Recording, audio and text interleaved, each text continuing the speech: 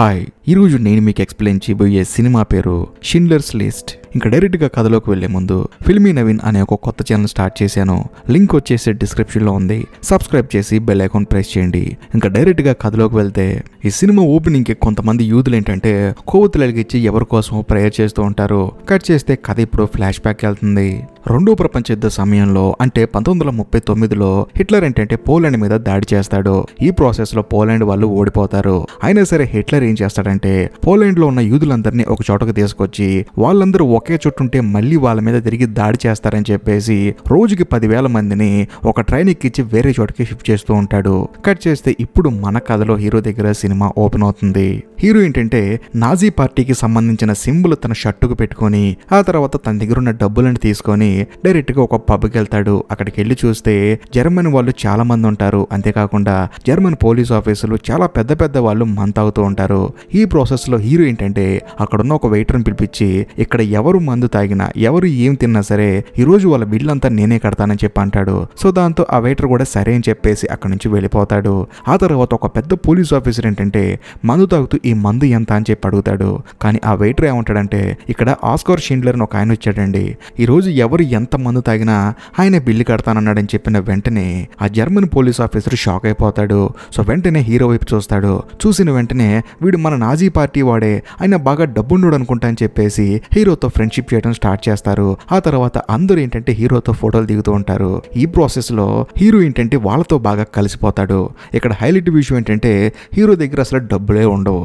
తను కటిక పేదవాడు అనమాట. కాకపోతే తన దగ్గర ఉన్న డబ్బులన్నీ కూడేసుకొని మరి వాళ్ళ దగ్గరకు వచ్చి వాళ్ళకి పార్టీ ఇస్తూ ఉంటాడు. ఎందుకంటే హీరోకి వాళ్ళ ఫ్రెండ్షిప్ కావాలి. అలా కొంతసేపు గడిపిన తర్వాత హీరో అక్కడి నుంచి బయటకు వచ్చేస్తాడు. వచ్చిన తర్వాత డైరెక్ట్ గా యూదులందరూ ఏంటంటే వాళ్ళకున్న సమస్యల్ని కంప్లైంట్ చేయడానికి ఒక ఆఫీస్ లాంటిది పెట్టుకుంటారు. సో అక్కడికి వెళ్ళిన తర్వాత చాలా మంది యూదులు ఏంటంటే అక్కడికి వచ్చి వాళ్ళ బాధలన్నీ చెప్పుకుంటూ ఉంటారు. అదే ప్రాసెస్ లో హీరో ఆ ఆఫీస్కి వెళ్ళి ఇక్కడ ఐజాక్ అనే ఒక వ్యక్తి ఉన్నాడు ఎవరని చెప్పి అడుగుతాడు.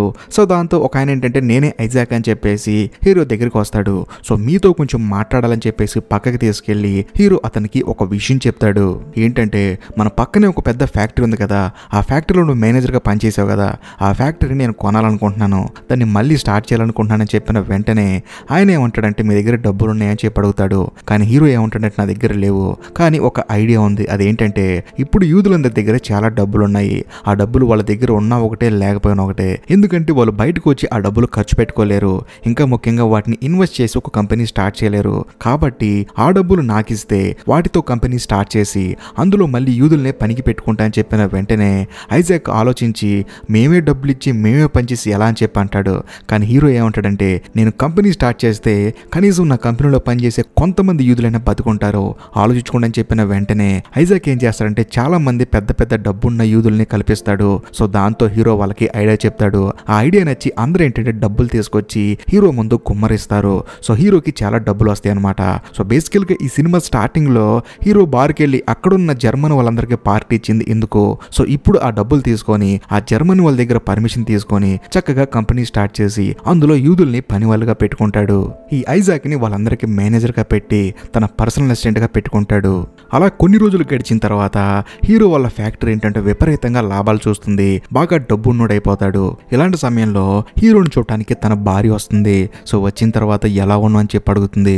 అప్పుడు తన భార్యతో హీరో ఏమంటాడంటే నేను ఇక్కడికి వచ్చినప్పుడు నా దగ్గర చాలా తక్కువ డబ్బులు ఉన్నాయి, కానీ ఇప్పుడు ఎంత డబ్బు సంపాదించానంటే 3 లారీలకి సరిపడే డబ్బులు సంపాదించాను, అంతా హ్యాపీ అని చెప్పిన వెంటనే తన భార్య ఎంతగానో ఆనందపడుతుంది. ఆ తర్వాత మళ్ళీ తిరిగి వాళ్ళ ఇంటికి వెళ్ళిపోతుంది. కట్ చేస్తే హీరో ఏంటంటే ఐజాక్ తో కూర్చొని చూసావా మన కంపెనీ ఎంత సక్సెస్ అయిందని చెప్పేసి ఎంతగానో ఆనందపడతాడు. కానీ ఐజాక్ మనసులో ఏంటంటే పని చేసేది మా వాళ్ళు, డబ్బులు పెట్టింది మా వాళ్ళు, కానీ ఆ లాభాన్ని అనుభవిస్తుంది నువ్వు అని చెప్పేసి హీరోని మనసులో తిట్టుకుంటూ ఉంటాడు. మరో పక్క అదే కంపెనీలో పనిచేసే ఒక ముసలాయన వచ్చేసి షిండ్లర్ కి థ్యాంక్స్ చెప్తాడు. ఎందుకంటే నీ వల్ల నేను చక్కగా పని చేసుకుంటున్నాను, నాకు ఒక చెయ్యి లేకపోయినా హ్యాపీగా బతుకుతున్నానని చెప్పిన వెంటనే హీరోకి ఎంతగానో బాధ అనిపిస్తుంది. ఆ తర్వాత అక్కడి అక్కడి నుంచి వెళ్ళిపోయేటప్పుడు ఐజాక్ని పిలిచి ఇలాంటి వాళ్ళు ఎందుకు పని చేపిస్తావు, మన కంపెనీ ఎదగదని చెప్పేసి అక్కడి నుంచి వెళ్ళిపోతాడు. కట్ చేస్తే అలా కొన్ని రోజులు గడిచిన తర్వాత హీరో ఫ్యాక్టరీలో పనిచేసే వాళ్ళందరూ ఏంటంటే పని చేయడానికి పొద్దున్నే లేచి ఫ్యాక్టరీకి బయలుదేరతారు. కానీ వాళ్ళు వెళ్లే దారులు ఏంటంటే కొంతమంది జర్మన్ పోలీసులు అందరూ ఆపేస్తారు. కానీ వాళ్ళు ఏమంటారంటే మేము షిండర్ కంపెనీలో పనిచేస్తామని చెప్పి అంటారు. కానీ ఆ జర్మన్ పోలీసులు ఏంటంటే ఈ ఒక్కరోజు మీకు అక్కడ పని లేదు, కానీ రోడ్డు మీద బాగా మంచు ఎక్కువైపోయింది, ఈ మంచు తీయండి అని చెప్పేసి అందరికీ పార్లు ఇచ్చేసి ఆ మంచుని క్లియర్ చేపిస్తూ ఉంటారు. ఇదే ప్రాసెస్ లో హీరో దగ్గరికి వచ్చి కృతజ్ఞతలు చెప్పిన ఒక ముసలాయన ఉన్నాడు కదా, ఆయన ఏంటంటే ఒక్క చేత్తో పనిచేస్తూ ఉంటాడు. అది చూసిన జర్మన్ పోలీస్ ఆఫీసర్లు ఏంటంటే ఆ ముసలాయన్ని పక్కకి తీసుకెళ్తూ ఉంటారు. కానీ ఆయన ఏమంటాడంటే నేను చాలా బాగా పనిచేస్తానండి, అందరూ 2 చేతులు ఉన్నా సరే నేను ఒక్క చేత్తోనే 4 పనిచేస్తానని చెప్పేసి వాళ్ళతో చెప్తూ ఉంటాడు. కానీ ఆ పోలీస్ ఆఫీసర్ ఏం చేస్తాడంటే ఆయన నెత్తి మీద కాల్చి చంపేస్తాడు. అది చూసిన అందరూ ఏంటంటే భయంతో తలలు దించుకుంటారు. ఆ తర్వాత జర్మన్ పోలీసులందరూ ఏంటంటే ఆ యూదులందరినీ ఒక ట్రైన్ ఎక్కించి అక్కడి నుంచి పంపించాలని చెప్పి నిర్ణయం తీసుకుంటారు. ఈ విషయం తెలుసుకున్న హీరో ఏంటంటే తనకు బాగా ఫ్రెండ్ అయిన జర్మన్ పోలీస్ ఆఫీసర్ దగ్గరికి వెళ్ళి ఎందుకు వాళ్ళందరిని అలా పంపించేస్తున్నారని చెప్పి అడుగుతాడు. కానీ ఆయన ఏమంటాడంటే మేమేం చేయము, మాకు హిట్లర్ ఆదేశం ఇచ్చాడు, దాన్ని మేము ఫాలో అవడం తప్ప ఏమీ లేదంటాడు. హీరో అతనికి డబ్బు కూడా ఆశ చూపిస్తాడు. కానీ అతను వద్దంటాడు. ఈ ప్రాసెస్ లో హీరో హడావుడిగా రైల్వే స్టేషన్కి వచ్చి చూస్తే అక్కడ చాలా మంది యూదులు ఏంటంటే చిన్న చిన్న రైలు పెట్టెల్లో కుక్కేసి పంపించేస్తారు. అదే ప్రాసెస్ లో ఆ పెట్టెలో తన అసిస్టెంట్ ఐజాక్ ఉండడని చెప్పేసి గట్టి గట్టిగా అరుస్తాడు. ఒక పెట్టెలో నిజంగానే ఐజాక్ ఉంటాడు. సో వెంటనే ట్రైన్ ఆపించేసి అతను నా పిఏ, అతను లేకపోతే నా కంపెనీ నడవదని చెప్పేసి ఐజాక్ని మాత్రం ఆ ట్రైన్ లోంచి కిందకి దింపుతాడు. ఆ తర్వాత ఆ ట్రైన్ అక్కడి నుంచి వెళ్ళిపోతుంది. కట్ చేస్తే హ్యామన్ అనే ఒక కొత్త జర్మన్ అధికారి ఆ ఏరియాకి వస్తాడు. సో వచ్చిన తర్వాత అతను ఏంటంటే డైరెక్ట్ గా తన రూమ్కి వెళ్తాడు. పొద్దున్నే లేచి ప్రశాంతంగా బయటకు వచ్చి చూస్తే చాలా మంది యూదులు ఏంటంటే పని చేసుకుంటూ ఉంటారు. సరదాగా గన్ను తీసుకొని ప్రశాంతంగా ఒకరిని కాల్చి చంపేస్తాడు. అంత క్రూరమైన వాడు అనమాట. ఈ ప్రాసెస్ లో ఆ విలన్ గార్డ్ ఏంటంటే సరదాగా కిందకు వస్తాడు. సో వచ్చిన తర్వాత అక్కడున్న ఒక అమ్మాయిని చూస్తాడు. సో బేసికల్ గా ఆ అమ్మాయిని లవ్ చేస్తాడు. కాకపోతే ఆ అమ్మాయి ఒక యూదుల అమ్మాయి. అందుకని ఆ అమ్మాయిని తన ఇంట్లో పనిచేయడానికి ఒక పని మనిషిగా పెట్టుకుంటాడు. ఇదే ప్రాసెస్ లో పక్కన ఒక వర్క్ జరుగుతూ ఉంటుంది. అక్కడి నుంచి ఎవరో ఒక అమ్మాయి పెద్దగా మీరు తప్పు చేస్తున్నారని చెప్పేసి గట్టి గట్టిగా అరుస్తూ అక్కడ ఉన్న వాళ్ళ చేత పని చేపిస్తూ ఉంటుంది. సో దాంతో ఈ విలన్ గడు ఏంటంటే ఆ అమ్మాయిని పిలుస్తాడు. ఎందుకు అలా అరుస్తున్నావు, అక్కడ ఏం జరుగుతుందని చెప్పి అడుగుతాడు. కానీ ఆ అమ్మాయి ఉంటుందంటే మీ వాళ్ళు తప్పుగా కడుతున్నారు, అందుకని అరుస్తున్నానని చెప్పిన వెంటనే ఆ విలన్ గడు ఏం చేస్తాడంటే చక్కగా ఆ అమ్మాయిని పక్కకి తీసుకెళ్లి గన్నుతో కాల్చి చంపేస్తాడు.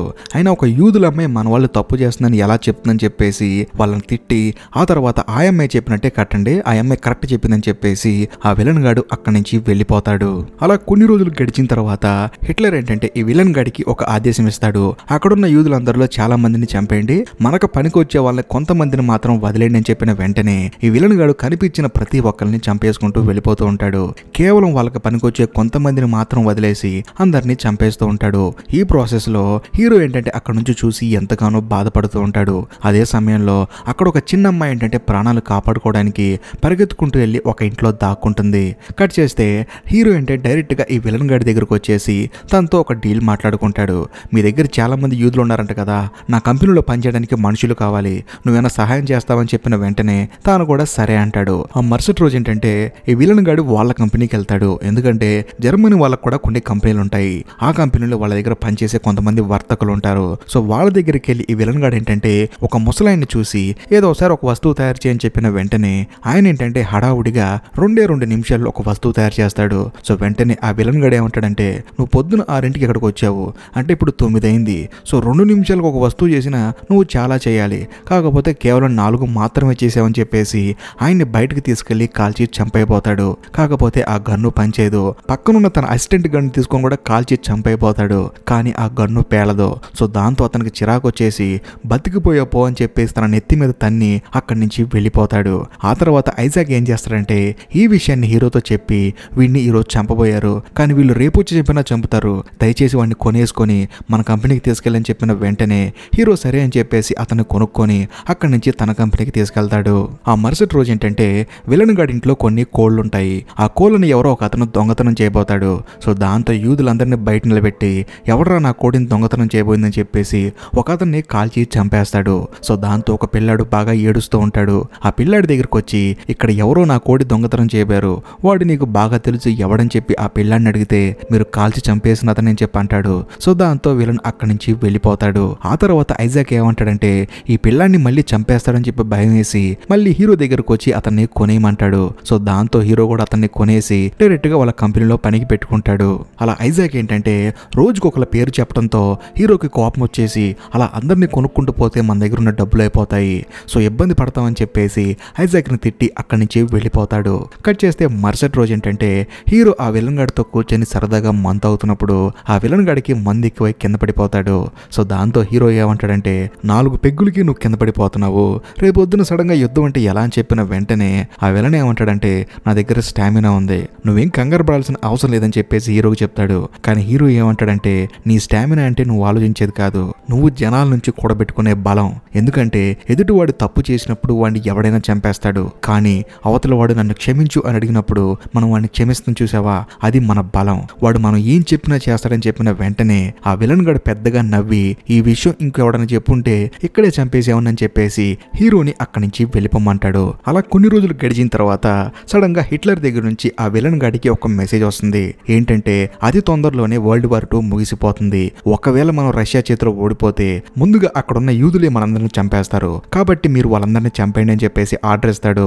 సో దాంతో ఈ విలన్ గడు ఏం చేస్తాడంటే అందరినీ బయటకు తీసుకొచ్చి అందులో ఉన్న ముసలున్న మాత్రం సపరేట్ చేసి వాళ్ళందరినీ చంపేయమంటాడు. మరోపక్క ఆడవాళ్ళలో ముసలి వాళ్ళని చంపేసి కేవలం వయసులో ఉండి అందంగా ఉన్న వాళ్ళని మాత్రమే వదిలేండి అని చెప్పి అంటంతో మిగిలిన ఆడవాళ్ళు ఏంటంటే వాళ్ళ చేతులకి ఏంటంటే సూదులతో గుచ్చుకొని ఆ బ్లడ్ బయటికి తీసి లిప్స్టిక్ పూసుకొని అందంగా కనపడటానికి ప్రయత్నిస్తూ ఉంటారు. మరోపక్క వయసు అయిపోయిన వాళ్ళందరినీ చంపేస్తూ ఉంటారు. కానీ బాధాకరమైన విషయం ఏంటంటే వాళ్ళ పిల్లలందరినీ ఒక ట్రక్కుల్లో ఎక్కించుకొని అక్కడి నుంచి తీసుకెళ్లిపోతూ ఉంటారు.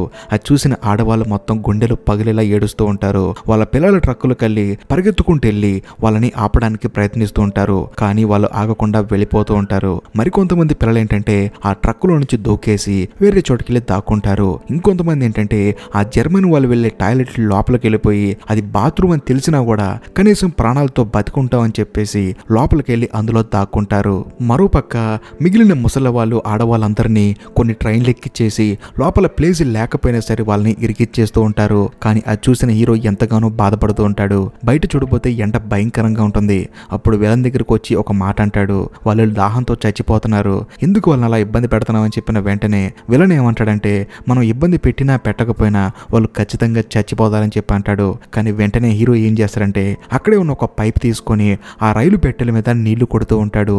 సో దాని ద్వారాగా లోపల ఉన్న ఆడవాళ్ళందరూ నీళ్లు తాగుతూ ఉంటారు. కట్ చేస్తే మరో పక్క ఏంటంటే కొన్ని వందల మంది ముసలి వాళ్ళని తగలబెట్టేసి చంపేస్తూ ఉంటారు. ఇంకో పక్క ఈ సినిమా స్టార్టింగ్ లో ఒక అమ్మాయి పరిగెత్తుకుంటలేదు కదా రెడ్ డ్రెస్ వేసుకొని, ఆ అమ్మాయి ఏంటంటే కాళ్ళు చేతులు విరిగిపోయి ఒళ్ళంతా కాలిపోయి చూడటానికే భయంకరంగా ఉంటుంది. ఆ అమ్మాయిని ఒక బండి మీద తీసుకెళ్లి చివరికి అదే మంటల్లో వేసేస్తారు. అది చూసిన తర్వాత హీరో ఎంతగానో బాధపడుతూ ఉంటాడు. తన కళ్ళ ముందే 10,000 మందిని కుప్పగా వేసి వాళ్ళందరినీ తగలబెట్టేస్తారు. సో దాంతో హీరో ఒక నిర్ణయానికి వస్తాడు, మిగిలిన వాళ్ళన్నా కాపాడాలని చెప్పేసి ఒక నిర్ణయం తీసుకుంటాడు.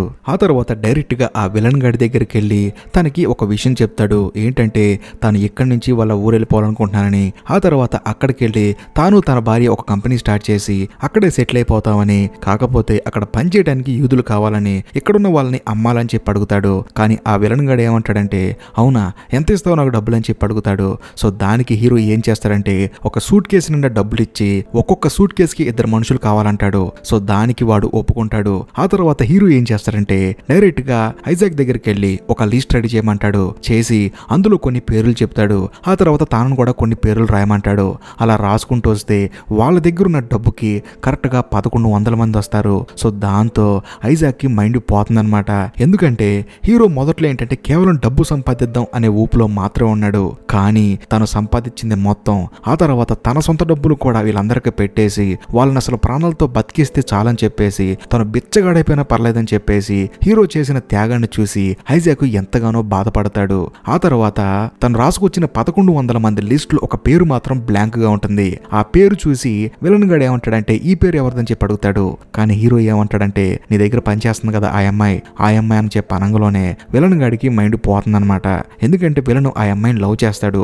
కాకపోతే ఆ అమ్మాయి యూదుల అమ్మాయి కావడంతో ఆ అమ్మాయిని తన దగ్గర పని మనిషిగా పెట్టుకుంటాడు. కాకపోతే హీరోకి ఇచ్చిన మాట ప్రకారం ఆ అమ్మాయితో కలిపి 1100 మందిని హీరోకి అప్పచెప్తాడు. ఆ తర్వాత హీరో ఏం చేస్తాడంటే వాళ్ళందరినీ 2 ట్రైన్లుగా డివైడ్ చేసి డైరెక్ట్ గా వాళ్ళ ఊరికి షిఫ్ట్ చేస్తాడు. కానీ ఒక ట్రైన్ ఏంటంటే అనుకోకుండా రూట్ మారిపోయి వేరే చోటకి వెళ్ళిపోతుంది. అది ఎక్కడికంటే యూదులందరినీ చంపే ఒక ప్లేస్కి వెళ్తుంది. సో దాంతో ఆ ట్రైన్లో ఉన్న వాళ్ళు ఏంటంటే ఎంతగానో బాధపడతారు. సో ట్రైన్ వెళ్ళిన తర్వాత అక్కడ ఏంటంటే అందరినీ దింపి వాళ్ళందరి జుట్లు కట్ చేసి ఒక గదిలో పంపించి వాళ్ళ మీద బాగా నీళ్లు కొట్టి మీరందరూ చావడానికి సిద్ధంగా ఉండనని చెప్పి అంటారు.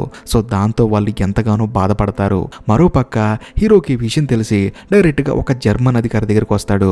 సో వచ్చి విషయం చెప్తాడు. కానీ ఆయన ఏమంటాడంటే మన చేతుల్లో ఏమీ లేదు, అంతా చేజారిపోయిందని చెప్పిన వెంటనే హీరో ఏం చేస్తాడంటే తన దగ్గర ఉన్న ఒక 5 డైమండ్స్ ఇచ్చి దయచేసి ఎలాగైనా కాపాడనని చెప్పి అంటాడు. దాంతో ఆయన ఏం చేస్తాడంటే ఆ ట్రైన్ ని వెనక్కి తెప్పిస్తాడు. సో హీరో కూడా ఎంతగానో ఆనందపడతాడు. సో చావు దాకా వెళ్ళి వచ్చిన వాళ్ళకి మన కథలో హీరో ఎలా కనపడతాడు? సో బేసికల్ గా హీరోని ఒక దేవుళ్ళ చూస్తూ ఉంటారు. కానీ హీరో విషయానికి వస్తే వాళ్ళందరిని అక్కడ తీసుకొచ్చడానికి పేరే గానీ తన దగ్గర ఒక్క రూపాయి కూడా ఉండదు. ఎందుకంటే తన దగ్గర ఉన్న ప్రతి ఒక్క రూపాయి పెట్టి అందరినీ కొనేస్తాడు. ఇంకా చేసేదేమి లేక ఆ కంపెనీలో ఉన్న చిన్న చిన్న పనులన్నీ చేసుకుంటున్నప్పుడు సడన్ గా రేడియోలో ఒక వార్త వస్తుంది. ఏంటంటే రష్యా చేతిలో జర్మనీ వాళ్ళు ఓడిపోయారని, ఇంకా ముఖ్యంగా హిట్లర్ చనిపోయాడని. కాబట్టి జర్మనీ వాళ్ళందరూ రష్యా వాళ్ళ కిందే బతకాలని చెప్పేసి ఆ రేడియోలో రావడంతో అందరూ ఆనందపడతారు. కాకపోతే జర్మనీ వాళ్ళు ఏంటంటే రష్యా వాళ్ళు వాళ్ళ దగ్గరికి రావడానికి 12 గంటలు పడుతుంది. కాబట్టి ఆ 12 గంటల వ్యవధిలోనే కనిపించిన ప్రతి ఒక్క యూదుని చంపారని చెప్పి నిర్ణయం తీసుకుంటారు. ఆ తర్వాత కనిపించిన ప్రతి ఒక్కరిని చంపేస్తారు. కానీ హీరో ఏం చేస్తాడంటే 12 గంటలు ఆ 1100 మంది యూదుల్ని తన కంపెనీలో దాచిపెడతాడు. కట్ చేస్తే ఆ మరుసటి రోజు ఏంటంటే అందరిని పిలిచి ఒక మాట చెప్తాడు. ఏంటంటే మీ అందరికీ స్వాతంత్రం వచ్చింది, ఇక మీదట మిమ్మల్ని ఎవరూ పరిపాలించరు, మీరు ప్రశాంతంగా బతకొచ్చు. కాకపోతే నేను ఒక జర్మనీ వాడిని కదా, ఇక్కడే కనుక రష్యా వాళ్ళు వస్తే ఖచ్చితంగా నన్ను చంపేస్తారు, అందుకని నేను వెళ్ళిపోతున్నానని చెప్పిన వెంటనే అక్కడున్న ఒక ముసలాయన ఏంటంటే తనకి పళ్ళల్లో ఒక బంగారపు పన్ను ఉంటుంది. సో దాన్ని విరక్కొట్టుకొని దాన్ని ఒక ఉంగరంలా చేసి హీరోకి గిఫ్ట్ గా ఇస్తాడు. ఆ తర్వాత ఇంకొక ముసలాయన, అంటే ఈ సినిమా స్టార్టింగ్ లో గనులు తోటాలు లేక ఒక ఆయన బతికిపాడు కదా, ఆయన వచ్చేసి అందరి చేత సంతకాలు పెట్టించుకొని అందులో ఒక మ్యాటర్ రాస్తాడు. ఏంటంటే 1100 మంది ప్రాణాలు కాపాడిన దేవుడైనా ఇన్ని ఏమీ చేయొద్దని చెప్పేసి రష్యా వాళ్ళకి లెటర్ రాసి ఆ లెటర్ ని హీరో చేతిలో పెడతాడు. పెట్టిన తర్వాత ఏమంటాడంటే మిమ్మల్ని గనక రష్యా వాళ్ళు పట్టుకుంటే దయచేసి ఈ లెటర్ చూపించండి అని చెప్పి అంటాడు. ఆ తర్వాత ఐజాక్ ఏంటంటే హీరో దగ్గరికి వచ్చి ఒక మాట చెప్తాడు. మామూలుగా ఒక మనిషిని కాపాడితేనే దేవుడు అంటారు, అలాంటిది మీరు 1100 మందిని కాపాడారు, మీరు నిజంగా దేవుడు అని చెప్పిన వెంటనే హీరో ఎంతగానో ఎమోషనల్ అయిపోతాడు. ఎందుకంటే 12 గంటల క్రితమే యూదులందరూ చనిపోయారు. తన దగ్గర ఉన్న కారు గనక వాళ్ళకి ఇచ్చేసుంటే కనీసం 10 మంది అన్నా బతికేవాళ్ళు. తన షర్టుకున్న బ్యాడ్జ్ గనక వాళ్ళకి ఇచ్చేసుంటే కనీసం 2 యూదులన్నా బతికి ఉండేవాళ్ళు. తన దగ్గర ఇంకా డబ్బులు లేవు, కానీ ఎంత డబ్బులుంటే అంత డబ్బులు ఇచ్చి వీళ్ళనంత మందిని కాపాడేవాడిని అని చెప్పేసి హీరో ఐజాక్ ని పట్టుకొని ఎంతగానో బాధపడతాడు. హీరో బాధపడతాం చూసి అక్కడున్న 1100 మంది ఏంటంటే అందరూ హీరోని చూసి ఏడుస్తారు. ఆ తర్వాత హీరో అక్కడి నుంచి వెళ్ళిపోతాడు. ఆ తర్వాత ఆ యూదులందరూ ఏంటంటే పడుకోవడానికి ప్లేస్ లేక అక్కడే పడుకుండిపోతారు. కట్ చేస్తే మరుసటి రోజు ఒక రష్యా సైనికుడు గుర్రం మీద వచ్చేసి వాళ్ళందరినీ నిద్ర లేపుతాడు. లేపిన తర్వాత మీకు స్వతంత్రం వచ్చింది, ఇక మీదట మీరు ఎవ్వరికీ బానిసలు కాదు, ప్రశాంతంగా బతకండి అని చెప్పిన వెంటనే అక్కడున్న వాళ్ళందరూ ఏంటంటే ఎంతో ఆనందంగా ఉంటారు. మరోపక్క హీరోని ఏంటంటే రష్యా వాళ్ళు పట్టుకుంటారు. కానీ ఈ 1100 మంది కలిసి రాసిన ఆ లెటర్ను చూపించిన వెంటనే హీరోని వదిలేస్తారు. ఇంకా ముఖ్యంగా ఆ రష్యా సైనికులు ఏం చేస్తారంటే దీనంతటికి కారణమైన ఆ విలన్ గాడు, అంటే ఆ ఆయామన్ గాడిని ఏంటంటే ఊరేసి చంపేస్తారు. కట్ చేస్తే కథ ప్రజెంట్కి వస్తుంది. ఈ సినిమా స్టార్టింగ్ లో కొంతమంది యూదులు ప్రార్థన చేస్తున్నారు కదా, వాళ్ళు ప్రార్థన చేసేది ఎవరి కోసమో కాదు, మన కథలో హీరో కోసం. అలా కొన్ని సంవత్సరాలు గడిచిన తర్వాత మన కథలో హీరో చనిపోతాడు. ఆయనకి ఏంటంటే ఒక సమాధి కట్టించి ఆ 1100 మంది ఎవరైతే బతుకున్నారో వాళ్ళందరికీ కుటుంబాలు ఏర్పడతాయి. ఆ కుటుంబాలన్నీ ఏంటంటే మన కథలో హీరోని ఒక దేవుళ్ళ చూస్తారు. ప్రతి సంవత్సరం ఆయన సమాధి దగ్గరకు వచ్చేసి అతనికి దండం పెట్టుకొని అక్కడి నుంచి వెళ్ళిపోతారు. ఇంతటితో సినిమా అయిపోతుంది. ఈ వీడియో కనుక మీకు నచ్చినట్లయితే ఖచ్చితంగా లైక్ చేయండి, షేర్ చేయండి, కామెంట్ చేయండి, మరీ ముఖ్యంగా సబ్స్క్రైబ్ చేసి బెల్ ఐకాన్ ప్రెస్ చేయండి. బాయ్.